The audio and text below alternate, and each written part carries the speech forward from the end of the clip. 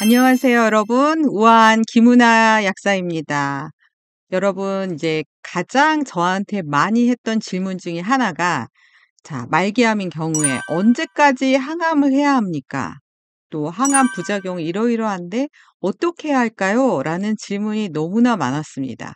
제가 저의 카카오 채널 열방약국 상담소에서 많이 나왔던 질문 중에 제가 대답을 조금 짧게 했던 분들의 그 질문을 제가 오늘 추려서 여러분과 함께 나누고자 질문들을 가지고 왔습니다. 자, 하나씩 여러분의 질문에 해결을 해드리겠습니다.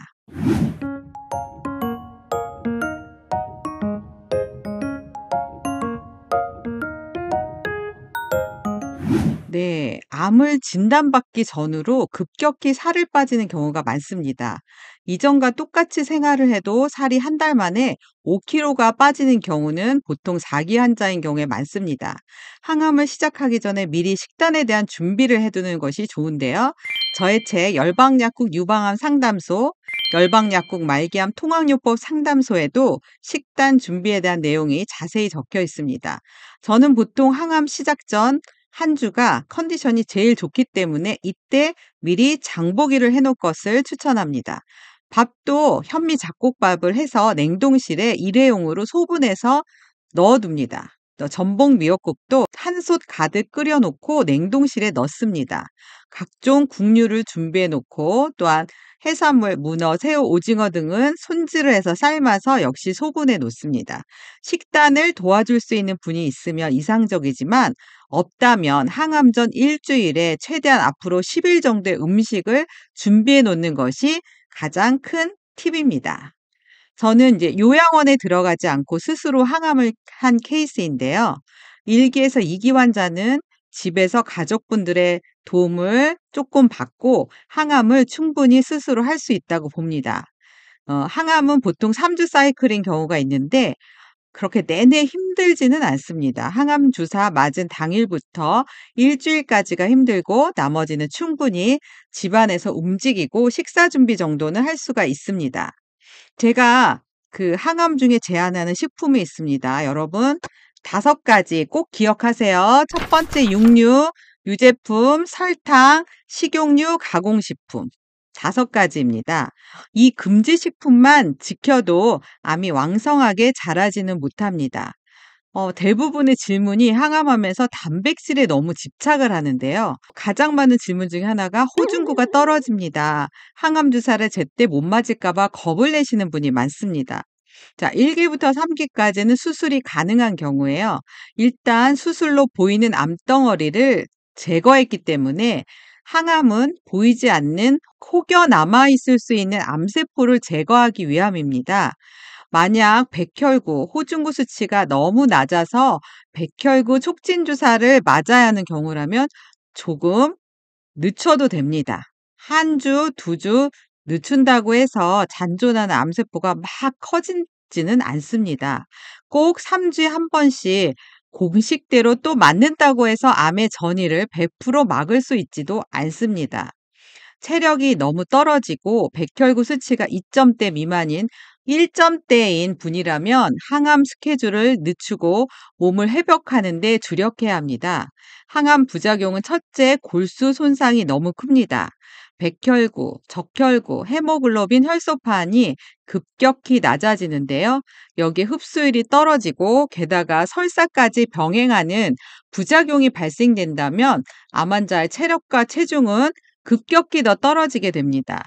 저에게 상담받은 환자 중 한 분은 키 155cm에 몸무게가 평상시 40kg 정도였습니다. 그 방사성 부작용으로 장 천공이 발생하여서 한 달 동안 아예 음식 섭취를 못하게 된 것입니다. 출혈이 먹고 바로 그 몸 상태에서 항암을 하게 되니까 몸무게가 29kg로 떨어졌습니다. 이런 상태라면 항암을 맞아서 오는 이점보다 실이 많기 때문에 일단은 중단하고 설사를 멈추게 하는 것이 우선입니다.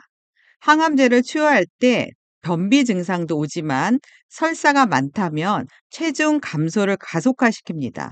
병원에서 주는 지사제로도 해결이 안 되는 부작용은 잠시 항암을 쉬는 것도 방법입니다.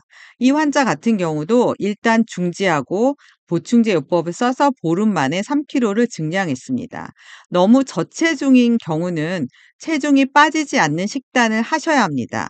채소 과일식으로 한 끼를 섭취한다면 살이 빠지는 경우 채소 과일은 간식으로 섭취하셔야 합니다.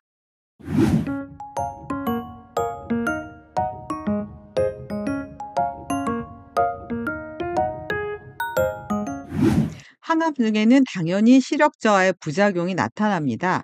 이럴 때는 눈 영양제를 복용해야 합니다. 루테인, 아스타잔틴, 오메가, 당근 추출물, 다노바, 아로니아 등이 천연 성분으로 들어가 있는 보충제를 선택하시면 됩니다. 또 근육통이 심한 경우 병원에서는 비마약성 진통제, 타이레놀 제제 등을 처방합니다. 근데 이런 진통제의 대표적인 부작용이 위장장애입니다. 항암으로 이미 속쓰림, 울렁거림, 점막 손상이 있는 경우는 이러한 처방 진통제를 복용하는 것이 힘들게 됩니다.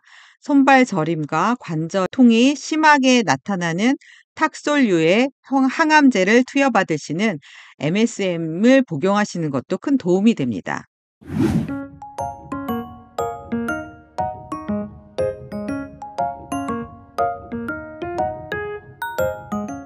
네, 비타민 D 수치가 긴 암투병의 중요한 요소 중 하나입니다. 대부분의 암 환자분들의 비타민 D의 혈중 농도가 10점 전후입니다. 정상 면역을 위한 혈중 농도는 50인데요. 10점 초반대의 낮은 수치라면 일단 병원에서 고함량의 비타민 D 주사를 맞는 것을 권합니다. 만약 혈중 농도가 20에서 30점 사이라면 일일 4,000 IU 함량의 비타민 D를 매일 복용하는 것을 추천합니다. 비타민 D 혈중 농도는 한 달 만에 올라가지 않습니다. 꾸준히 복용하셔야 합니다. 일단 항암을 시작한다면 전반적인 혈액 검사를 해서 나의 현재 혈액 수치 등을 알고 있어야 합니다.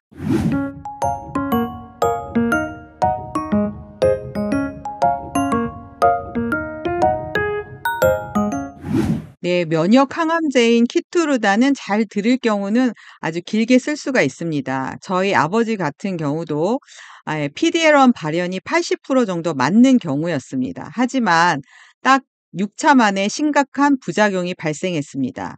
면역 항암제는 대표 부작용이 자가 면역을 일으킵니다. 이것은 나 자신을 적으로 여기는 현상입니다. 암을 공격해야 하는 면역 항암제가 나를 공격하면서 심각한 증상이 나타납니다. 아마 키투르다에서 이런 부작용이 발생한 경우이실 텐데요. 이런 경우는 다른 항암제를 쓴다 해도 고진행성 종양, 하이퍼 프로그레시브 디지즈로 진행하게 됩니다. 이 뜻은 다음번에 항암제를 쓰게 되면 이전보다 50%의 속도로 더 빠르게 종양이 자라게 된다는 뜻입니다. 면역 항암제의 심각한 부작용이 일단 일어난다면 항암제를 더 이상 쓰는 것이 의미가 없을 수가 있습니다. 저희 아버지도 6차에서 항암을 중단하고 천연물 보충제 요법과 식이요법만으로 잔존 암세포를 제어하신 경우입니다. 정말 이렇게 키투르다 다른 항암제의 부작용으로 더 이상 항암을 할 수 없는 경우는 추가적인 자세한 항암이 필요한 상태라고 할 수 있습니다.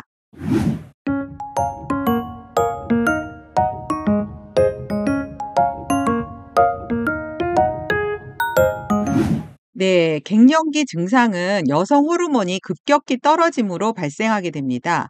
타목시페는 유방암, 호르몬 양성 유방암에서 소량 분비되는 여성 호르몬도 완전히 말려버리는 항호르몬 요법입니다.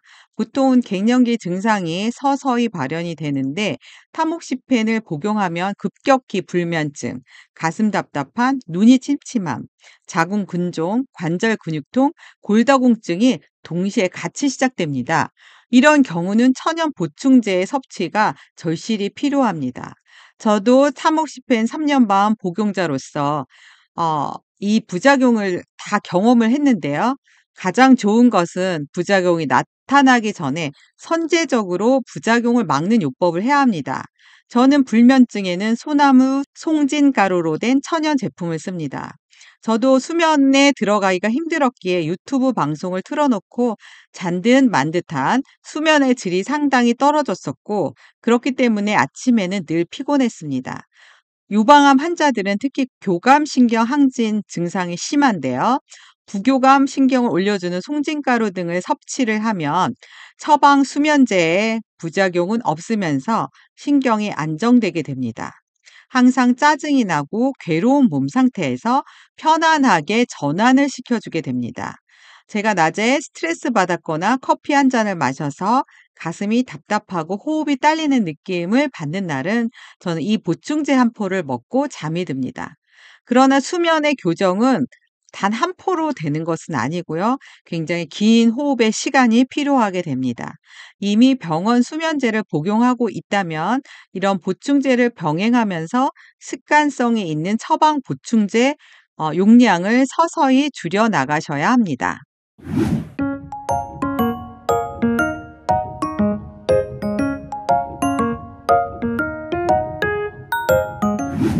네, 곧 방사선 치료를 들어가는데 오늘 복용한다고 해서 바로 효과가 나타나는 그런 도깨비 방망이 역할을 하는 약은 없습니다.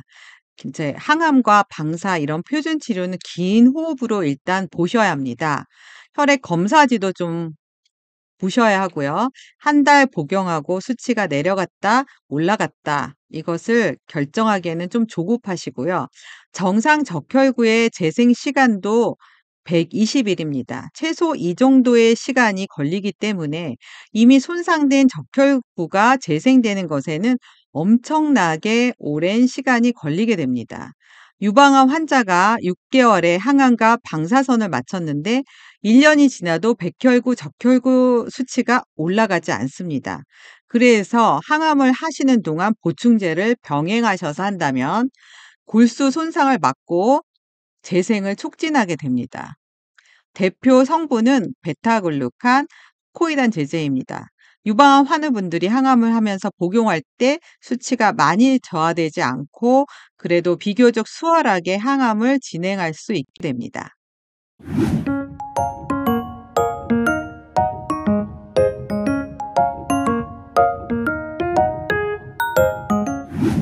네, 항암 중에 변비는 아주 대표 부작용인데요. 일단 변비를 막기 위해서는 기본적으로 채소 과일식을 해야 합니다. 저는 보통 7가지 사과, 당근, 오이, 파프리카, 양배추, 브로콜리, 비트 이것을 매일 살짝 쪄서 갈아서 최소 250ml에서 300ml를 매일 섭취를 하였습니다. 이럴 때 변비가 있는 분들도 변비가 개선이 되고 또 항암 때문에 오는 변비도 많이 도움을 받습니다. 그래서 이 음식 요법을 가장 먼저 선행을 하셔야 합니다. 병원에서 주신 변비약, 마금일 같은 이런 알약을 가지고는 장의 상태가 개선되지 않습니다. 또한 변비가 있다면 식이요법 플러스 천연 유산균 제자를 섭취하는 것이 항암의 효과도 높이고 장 속에 있는 염증도 줄여주고 면역력도 올려주는 효과가 있습니다.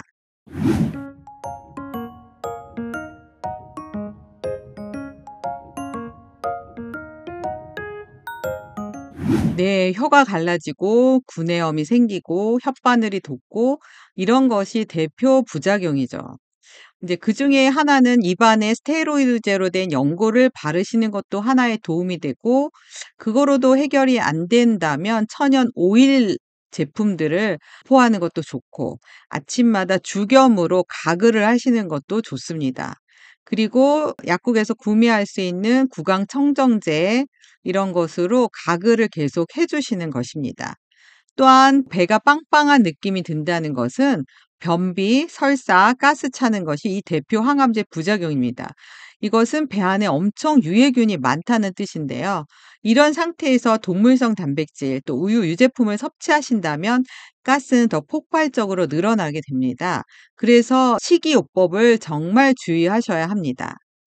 또 밤에 목마름이 심하고 물을 마셔도 해결이 안 된다는 것은 세포 내 탈수가 너무나 심각한 것입니다. 몸 안의 수분이 세포 안에 충분히 들어가지 못한다는 것입니다. 이것은 바로 미네랄 밸런스가 깨졌다는 것인데요. 이럴 때는 흡수되는 형태로 저는 액상칼슘을 써서 세포 내로 미네랄이 들어가고 칼슘의 균형을 맞춰주면 이런 목마름들이 서서히 해소될 수가 있습니다. 그래서 미리 이런 죽염이나 미네랄 제품들, 그다음에 천연 유산균제를 미리부터 복용을 해주신다면 체내의 세포 환경을 바꿔주고 장내 환경을 바꿔줌으로 항암력을 높여주며 항암 부작용을 낮춰주는 효과가 있습니다.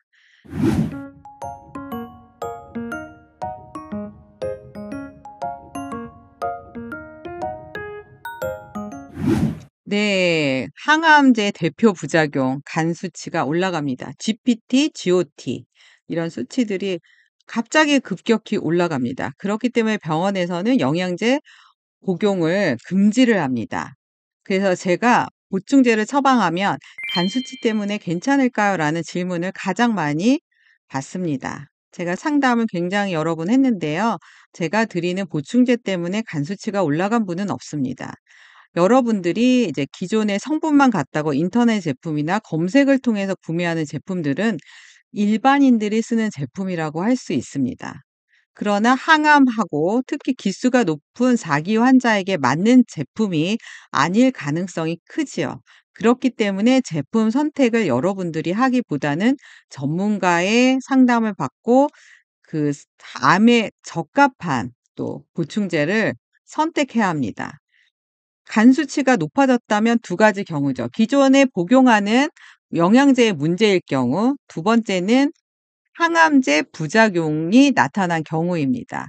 GPT나 GOT, ALP 등이 올라갈 수가 있습니다. 그렇기 때문에 적절한 보충제 요법을 통해서 간 수치를 올리는 부작용도 제어를 해야 합니다.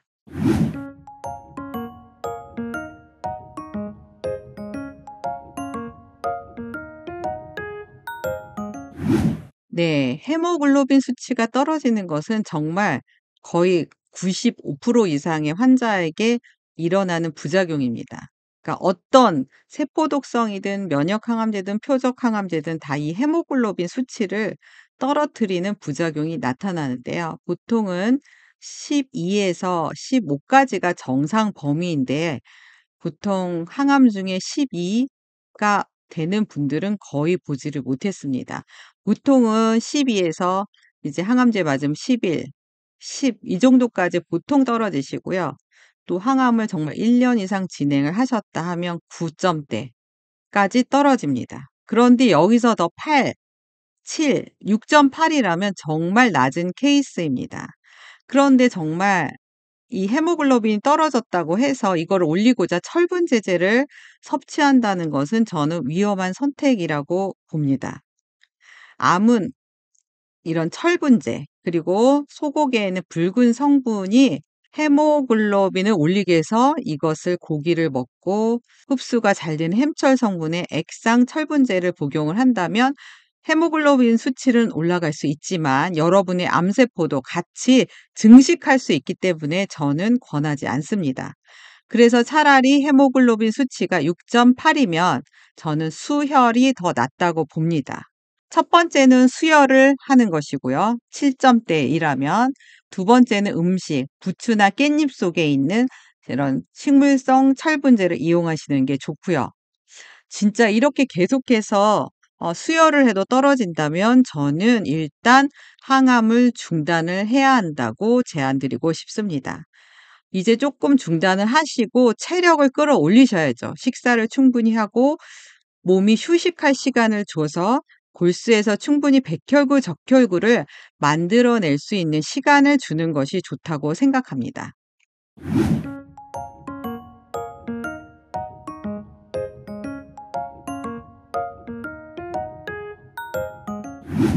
이 정말 중요한 질문인데요.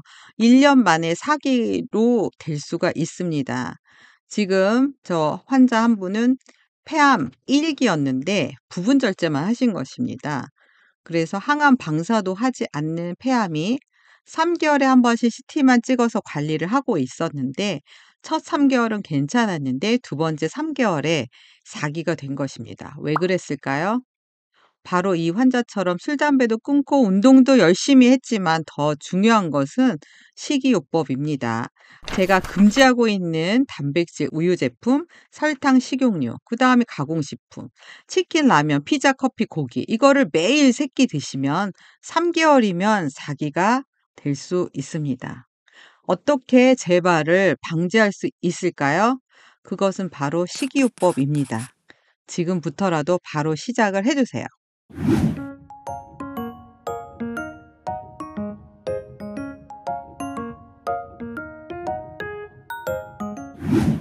결혼한 지 얼마 안 된 유방암 환자의 그 판정은 정말 잠이 오지 않죠. 너무나 당황스럽죠. 일상생활이 안 되는 것이 사실인데요. 사실 유방암 1 기와 2 기는 치료가 가장 잘 되는 암입니다. 지금은 잠깐 슬프지만 너무 실망할 필요는 없습니다. 사실 조금 더 어려운 암은 이렇게 소화기 쪽암, 담도암, 췌장암, 난소암 1 기, 2 기라도 이런 암종은 조금 더 재발률이 높은데요.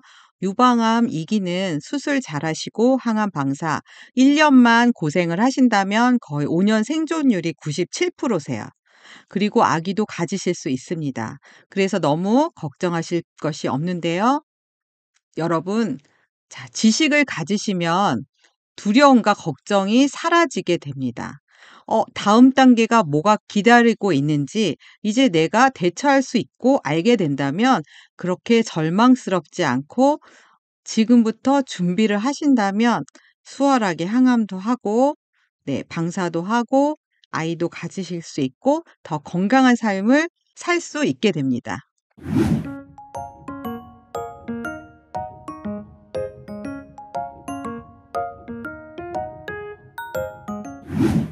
평평세포 폐암 2 기라면 자, 식이요법부터 준비를 하십시오.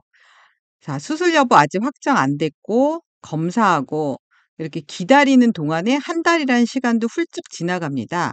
이런 한 달의 시간을 낭비하지 마시고 이제 식이요법을 실시하시면 됩니다. 어제도 제가 약국에 갔는데 신장암 1 기 환자가 오셨어요. 2 월에 저를 만나고 약국에 우연히 또 오셨었는데 요번 달에도 또 저를 만나게 됐는데요. 그분은 보충제 요법은 하나도 안 하고 수술도 잘 되셨는데 "요즘 어떠세요?" 제가 물었더니 제가 하라는 대로 식이요법만 했는데 피부가 너무 좋다고 하셨어요. 본인이 이렇게 피부를 만지면 자기 피부 같지 않을 정도로 피부가 너무 좋아졌다고 하시더라고요. 여러분, 식이요법만 해도 세포가 재생이 되고 있습니다. 자, 수술 날짜를 앞두고 계신다면 이제 준비를 하셔야겠죠? 자, 책을 읽으셔야 합니다. 저의 책 열방약국 유방암 상담소는 암의 그냥 기본서라고 생각하시고요. 말기암 통합요법 상담소는 좀 심화편이라고 생각하시면 됩니다. 유방암 상담소 책부터 천천히 읽으시고 공부부터 하셔요. 그리고 보충제도 책에 나와 있는 가이드처럼 복용을 하시고 수술을 하기 전에는 전이를 막는 천연물 요법을 시행하시면 좋겠습니다.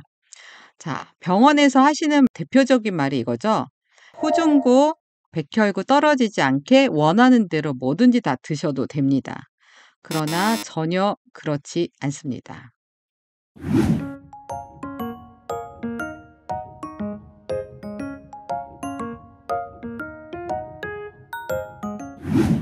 정말 이 질문을 가장 많이 제가 듣는 질문인데요.